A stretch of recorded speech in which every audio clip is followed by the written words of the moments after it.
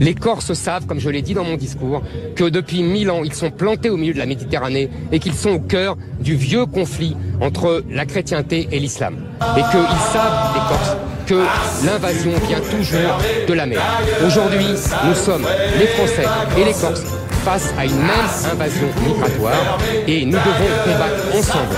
Et je pense que si les nationalistes font un tel sport, c'est qu'ils estiment, les Corses, que la France ne les défend pas contre cette submersion islamique.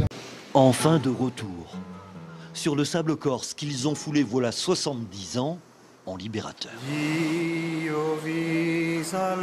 Des engagés volontaires marocains venus d'en face, de l'autre rivage de la Méditerranée, goumiers ou tirailleurs, ils ne sont plus qu'une poignée de survivants. C'était en octobre 1943. 6000 hommes, envoyés par la France libre, faisaient leur jonction en Corse avec la résistance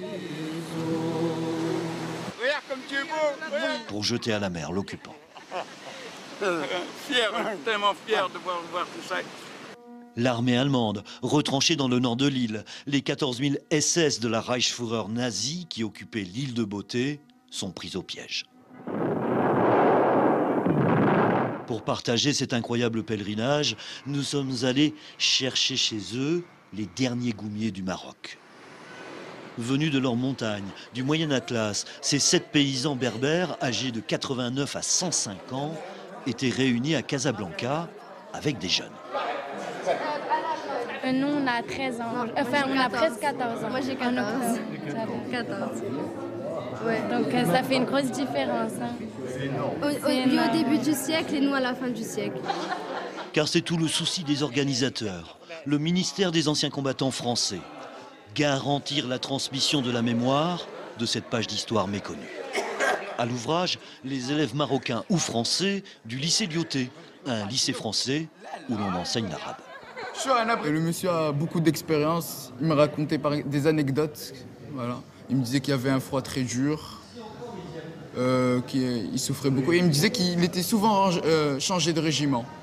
À l'aéroport de Rabat, le ministre délégué de la Défense, chargé des anciens combattants, Kader Arif, est venu chercher les goumiers. Mais pas n'importe comment, avec l'avion personnel du président de la République, tout un symbole. C'est une belle fierté, une belle marque de reconnaissance. Et moi qui suis un Méditerranéen, je sais ce que peut être la force du symbole.